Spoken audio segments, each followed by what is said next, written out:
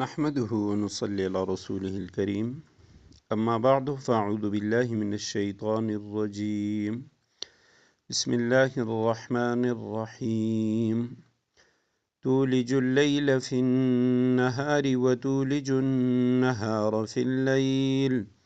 وتخرج الحي من الميت وتخرج الميت من الحي وترزق من تشاء بغير حساب صدق اللہ العظیم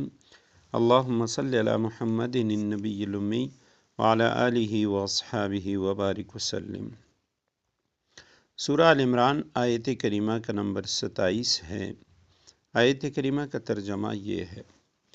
تولج اللیل فی النہار، تو ہی ہے رات کو دن میں داخل کرتا ہے، وتولج النہار فی اللیل، اور دن کو رات میں داخل کرتا ہے، وتخرج الحی من المیت، اور تو ہی بے جان چیز میں سے جاندار کو برآمد کر لیتا ہے، وتخرج المیت من الحی، اور جاندار میں سے بے جان چیز نکال لاتا ہے، وترزق من تشاء، اور جس کو چاہتا ہے بغیر حساب، بے حساب رزق عطا کرتا ہے۔ تولج اللیل مضارع کا صیغہ ہے، علاج کے معنی ہوتے ہیں داخل کرنا، کسی تنگ جگہ میں کسی چیز کو داخل کرنا، اس کے لیے علاج کا لفظ آتا ہے۔ حتی یلج الجمل فی سم الخیاط، یہاں تک کہ اونٹ سوئی کے ناکے میں سے نہ نکل جائے۔ تو تولج اللیل فی النہار، تو ہی ہے جو رات کو دن میں داخل کرتا ہے، وتولج النہار فی اللیل، اور دن کو رات میں داخل کرتا ہے، وتخرج، اور تو نکالتا ہے الحی، زندہ کو، من المیت، مردے سے، وتخرج المیت من الحی، اور تو ہی ہے جو نکالتا ہے مردے کو زندہ سے، وترزق من تشاء، رزق عطا کرتا ہے جس کو چاہے، بغیر حساب، بے حساب۔ آیت کریمہ میں فرمایا کہ اس سے پہلے آیت میں جس میں تھا کہ اے اللہ تو ہی ہے مالک الملک، سلطنت کا مالک، بادشاہت کا مالک، جسے چاہتا ہے بادشاہت عطا کرتا ہے اور جس سے چاہتا ہے بادشاہت چھین لیتا ہے، عزت ذلت سب کچھ تیرے ہاتھ میں ہے۔ تو اب اس آیت کریمہ میں فرمایا کہ آسمانی طاقتوں اور فلکیات پہ اللہ سبحانہ و تعالی کی قدرت کاملہ کے ساتھ اس نے اس کا احاطہ کیا ہے کہ جب چاہتے ہیں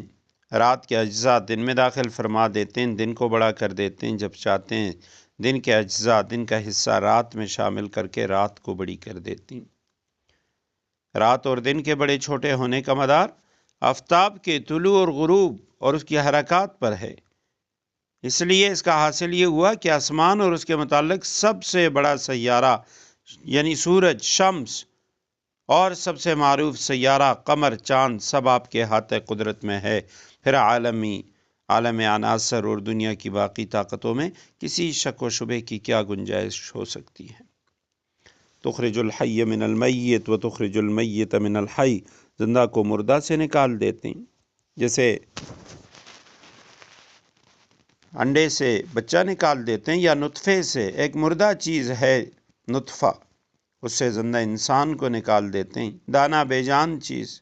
اس سے درخت کو نکال دیتے ہیں، مردے کو زندہ سے نکال دیتے ہیں، جیسے جانور سے انڈا، انسان سے اس کا نطفہ، درخت سے اس کا پھل، دانہ، خشک وغیرہ، یہ ساری چیزیں۔ اسی طرح بعض حضرات نے لکھا کہ جو موحد ہے، مسلمان، اس کی مثال زندہ ہے، جو کافر ہے اس کی مثال مردہ ہے، تو مسلمان سے کافر کو پیدا کر دیتے، کافر سے مسلمان کو پیدا کر دیتے۔ وَتَرْزُقُ مَن تَشَاءُ بِغَيْرِ حساب، جس کو چاہتے بے حساب رزق عطا فرماتے۔ امام بغوی رحمہ اللہ نے حدیث نقل کی ہے، رسول اللہ صلی اللہ علیہ وسلم نے فرمایا کہ اللہ سبحانہ و تعالیٰ فرماتے ہیں جو شخص ہر فرض نماز کے بعد سورہ فاتحہ، آیت الکرسی، آل عمران کی 3 آیتیں، ایک آیت نمبر 18 شہد اللہ انہ لا الہ الا هو والملائکہ واولو العلم قائما بالقسط لا الہ الا هو العزیز الحکیم۔ اور پھر اس کے بعد آیت نمبر 26 اور 27 قل اللہم مالک الملک، یہ، اور اس کے بعد تولج اللیل فی النہار وتولج النہار فی اللیل، یہ، وترزق من تشاء بغیر حساب تک۔ جو ہر فرض نماز کے بعد اس کو پڑھے گا فرمایا اس کا ٹھکانہ جنت میں بنا دوں گا، اپنے خاص مہمان خانے میں اس کو جگہ دوں گا، اور ہر روز اس کی طرف 70 مرتبہ رحمت کی نگاہ سے دیکھوں گا، اس کی 70 حاجتیں پوری کروں گا، ہر حاسد دشمن سے اسے پناہ عطا کروں گا، اور دشمنوں پر اس کو غلبہ عطا کروں گا۔ ہر فرض نماز کے بعد فاتحہ، آیت الکرسی، شہد اللہ، اور قل اللہم مالک الملک، اور اس کے بعد والی آیت کریمہ۔ ابو نعیم کی روایت میں ہے حضرت معاذ بن جبل رضی اللہ تعالیٰ عنہ جمعہ کی نماز میں شرکت نہ کر سکے۔ آپ صلی اللہ علیہ وسلم نے پوچھا معاذ کہاں تھے؟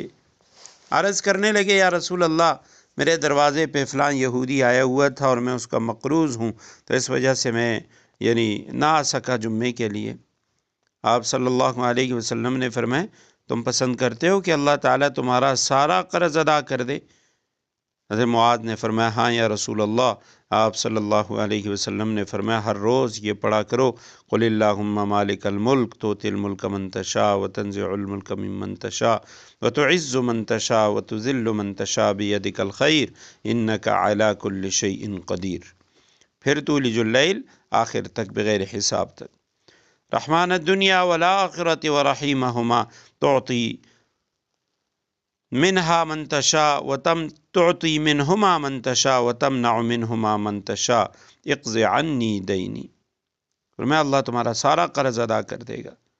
قرضے سے تمہیں نجات عطا فرما دے گا، یہ روزانہ پڑھا کرو۔ تو اگر بعد والی دعا نہیں آتی تو کم از کم سورہ آل عمران آیت نمبر 26 اور 27 اس کو روزانہ اگر کوئی شخص پڑھے تو اللہ سبحانہ و تعالیٰ اسے قرض سے نجات عطا فرما دے گا۔